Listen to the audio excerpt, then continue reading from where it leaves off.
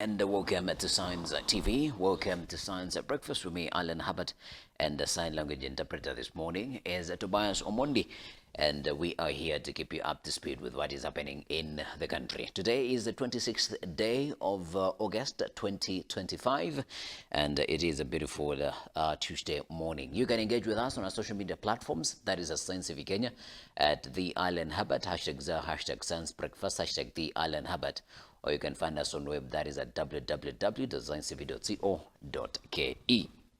Now, away from the introduction to some of the stories that are making headlines in the country, schools reopen amid capitation crisis as a third term begins. Now, thousands of learners across the country returned to school this week for the third term and final term of the academic year, even as a deepening funding crisis threatens to disrupt operations in public institutions. The 9-week term, the shortest in the school calendar and one that culminates into national examinations, has begun amid mounting anxiety among parents, school administrators, and stakeholders in the education sector. Scenes of congestion were witnessed at major bus terminals as students traveled back to their respective schools, despite efforts by families to ensure learners resumed on time.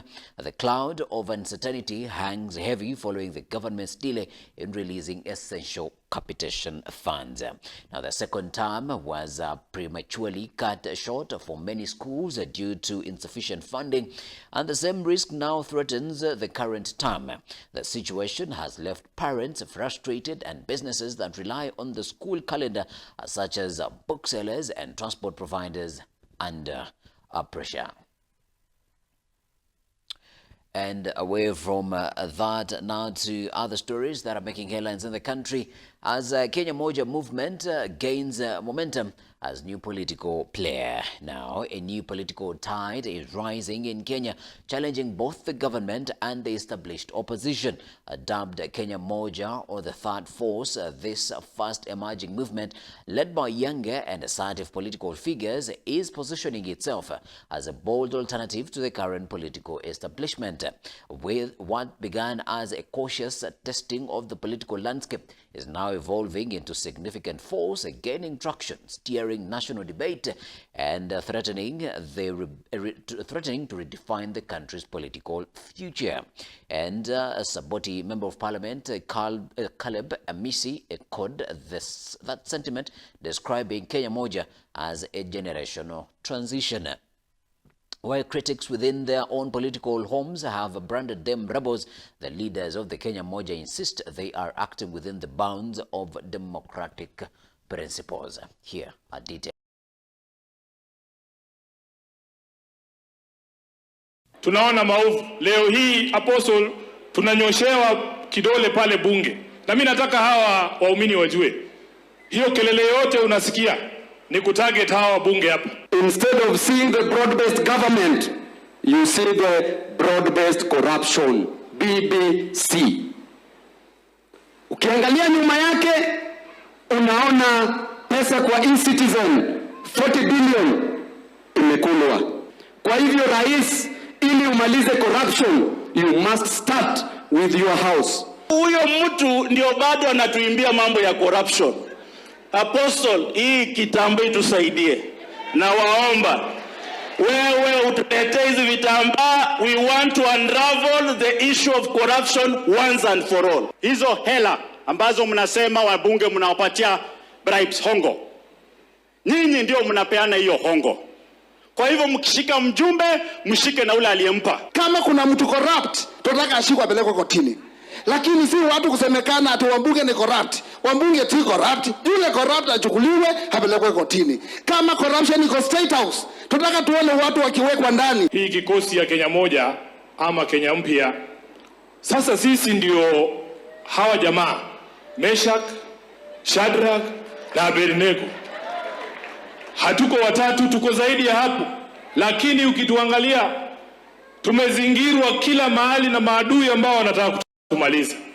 Herode anatokea huku. Saa kidogo Goliathi ametokea pande hii. Nebukadneza ako mbele yetu. For 20 days sina mshahara. For 20 days siwezi ingia bunge, siwezi ingia kwa ofisi yangu kwa sababu ya kuuliza maswali ya wanyonge wa mama hawana sauti. Na sisi vile mnatuona hivi, timu yetu iko na wajumbe karibu 70. Wengine leo wametembea sehemu zingine. Sisi hatuna uoga. Sisi tumeamua tutembee pamoja, tukomboe nchi yetu. Mtatusaidia wananchi?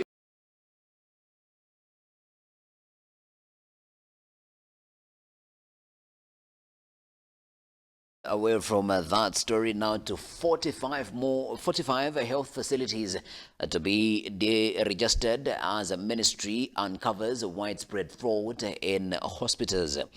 And these are the full details. A total of more of 45 health facilities across the country will be degazetted for fraudulent practices as the Ministry of Health steps up its anti-fraud campaigns. Addressing the media on Monday at Afya House, Nairobi Health Cabinet Secretary Aden Duale said the ongoing crackdown has uncovered rampant malpractice, including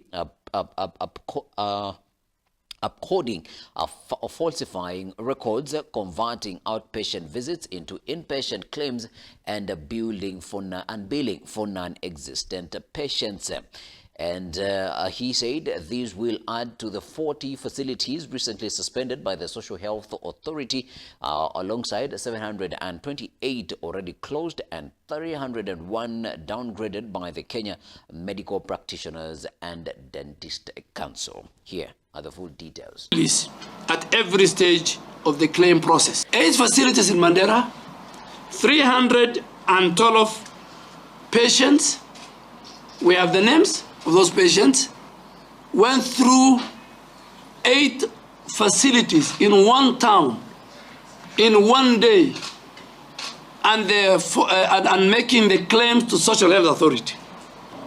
Nabwala Hospital in Bungoma falsified claims for multiple cesarean section on the same patient within days and supported maternity claims. In the Kotiende Medical Center in Homa Bay, fabricated clinical documents with a single person signing off for both day and night shifts over consecutive days, which to us is humanly impossible. To all our healthcare providers, consider this a final warning. Organizations have no contractual obligation with the Social Health Authority. That is not provided in the Social Health Authority Act. For example, Nairobi Hospital, Aga Khan, Kenyatta National Hospital, Kenyatta University, any facility, both public, private, faith-based, have individually contracts with the Social Health Authority. So this is a final warning that we are watching. Any facility, any doctor, or any patient to be involved in fraudulent activities will be held liable and will face the full force of the law.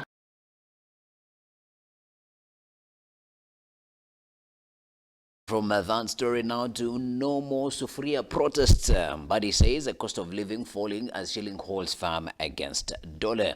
Now, Treasury Cabinet Secretary John Badi has said that Kenya's cost of living is easing, citing failing inflation and lower prices of basic commodities.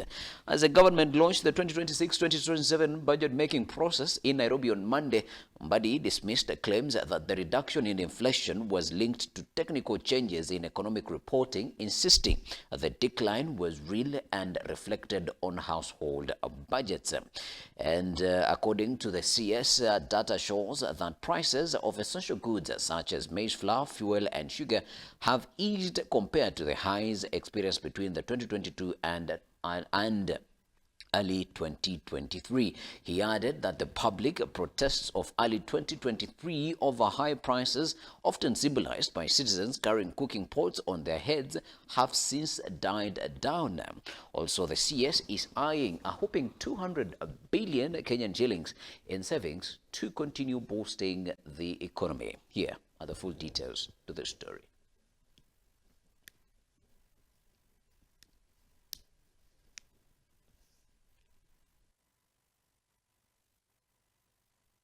and own source revenue, they pay. And this e-procurement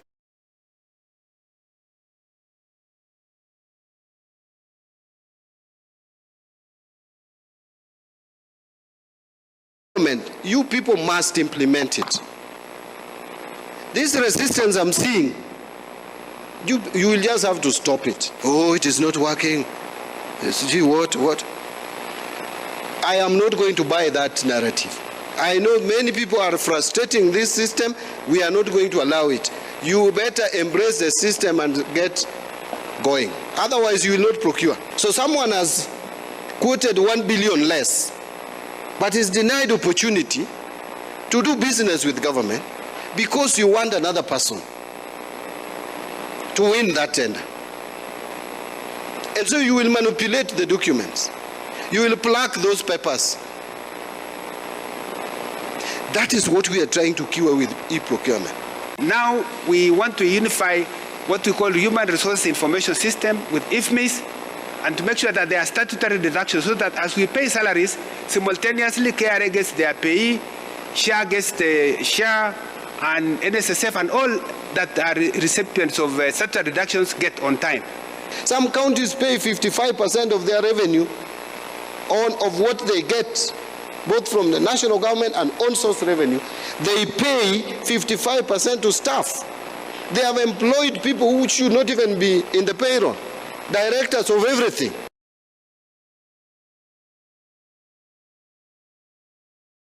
And away from that, now to President William Ruto declares August 27th as Katiba Day.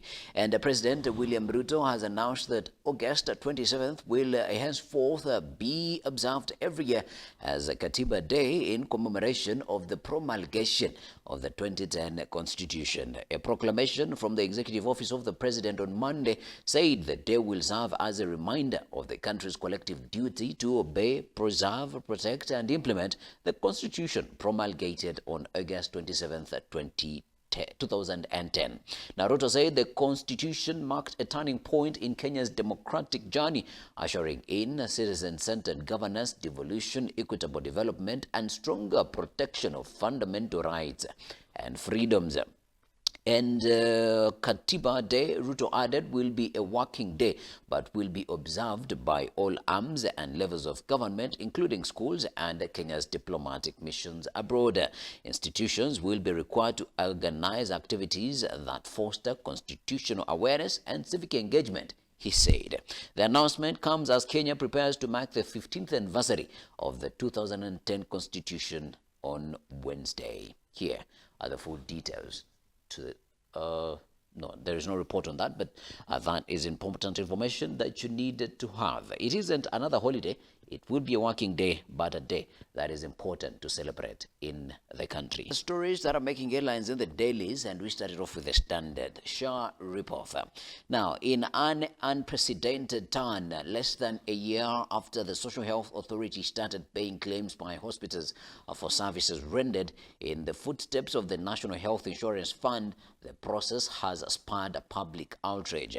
Little-known hospitals associated with senior government officials have been paid huge amounts ranging in the millions of shillings and commensurate with the services they offer. That is a story that you'll find on page 4 of the Standard this morning. Now, a total sum of 220 million plus amount the Ledan group of hospitals received from SHA. And the person who is in charge of Ledan is Abdi Mohammed, co-founder and former Ledan Hospital CEO.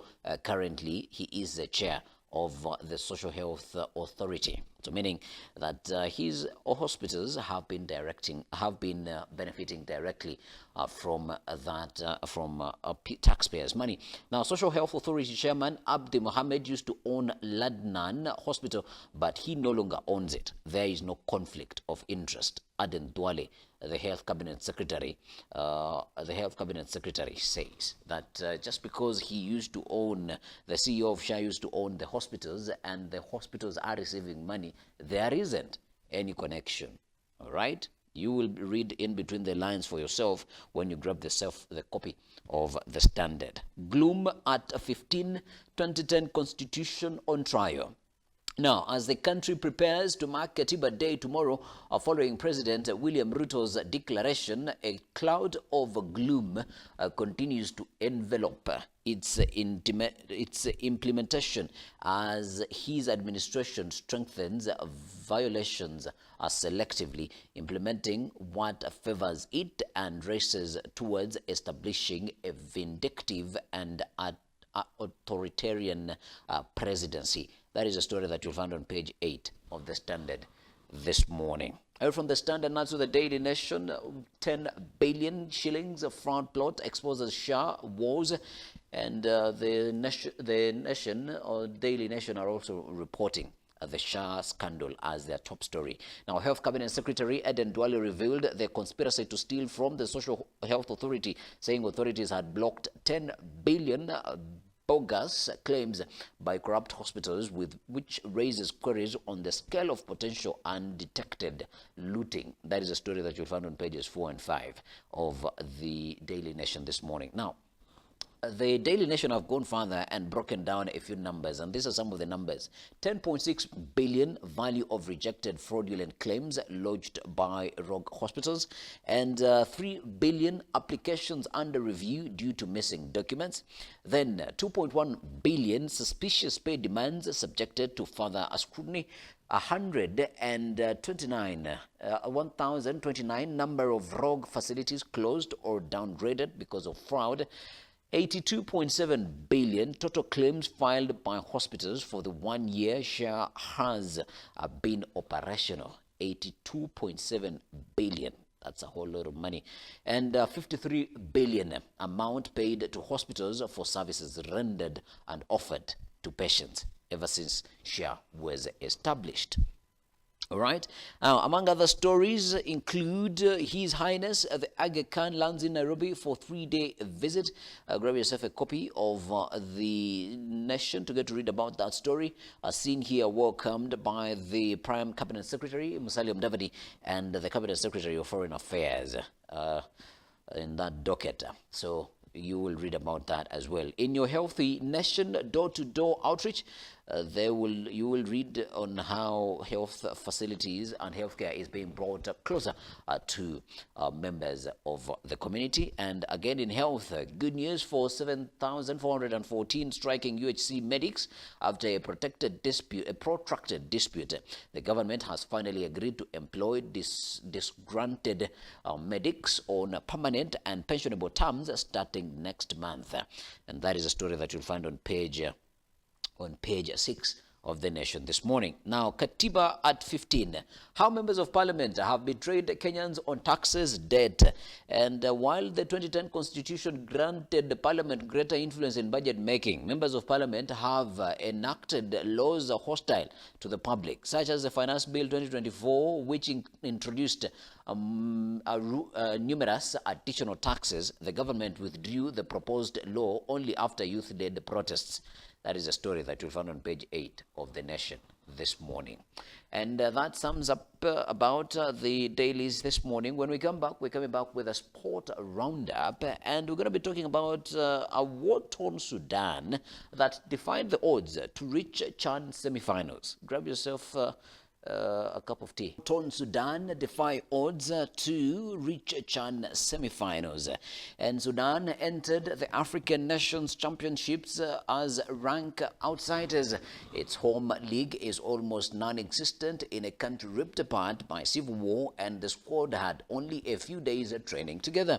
Yet the Falcons of Jedain have defied the odds to reach the semi-finals of CHAN, in which teams can only select from players in the National League competitions. Sudan has domestic league, but only just Sudan had not held a meaningful domestic league competition since the outbreak of conflict in 2023 between the country's army and the Rapid Support Forces, which has killed tens of thousands.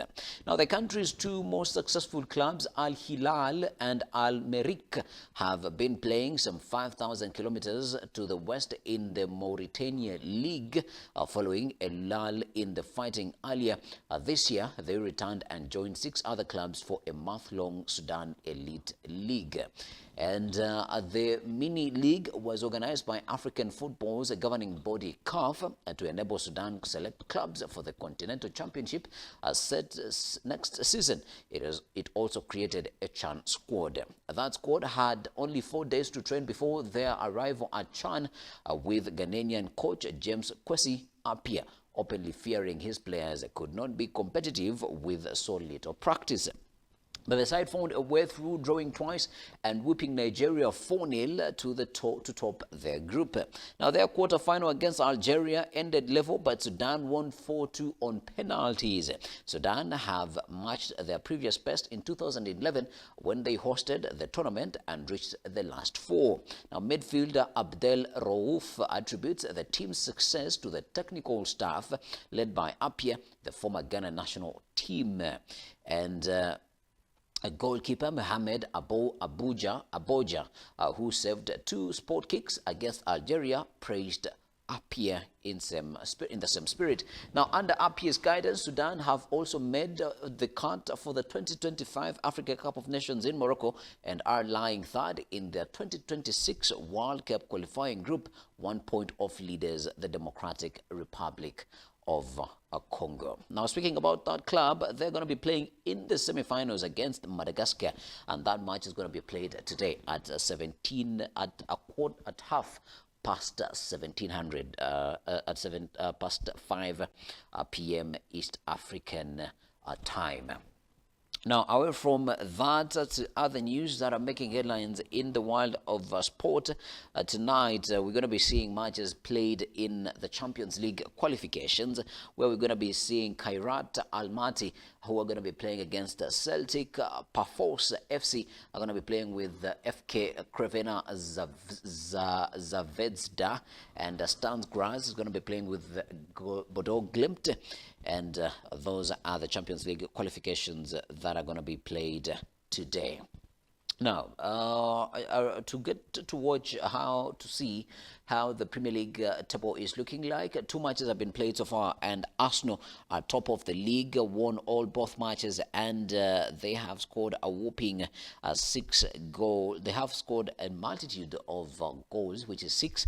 And Tottenham are second, Liverpool third, Chelsea are fourth, Nottingham Forest are fifth, Manchester City are in the 6th position, Sunderland are 7th, Everton 8th, 9th Bournemouth, 10th Brentford, 11th Burnley, 12th Leeds United, 13th Fulham, and Crystal Palace are 14th, while Newcastle lie in 15th, Manchester United are in 16th, Aston Villa 17th, 18th are Brighton, 19th are Wolves, and West Ham are in the 20th position. And that's your sport this morning. This is your weather. In Nairobi, it's going to be a little bit cloudy with highs of 24 degrees and lows of 14 degrees. In Mombasa, it is going to be partly cloudy with highs of 29 degrees and lows of 23 degrees. And in Kisumu, it's going to be a little bit cloudy as well with highs of 28 degrees and lows of 17 degrees. And in Murang'a, it is going to be partly cloudy with highs of 26 degrees and lows of 15 degrees. Now, your morning quote this morning: the best way out is always through. And Robert Frost is the author of that quote. The best way out is always through. Robert Frost is the author of that quote. And that sums up what we've had for you this morning. Let us see you tomorrow as we keep you up to speed with what is happening in the country. Keep it science. We'll be back tomorrow. Good morning.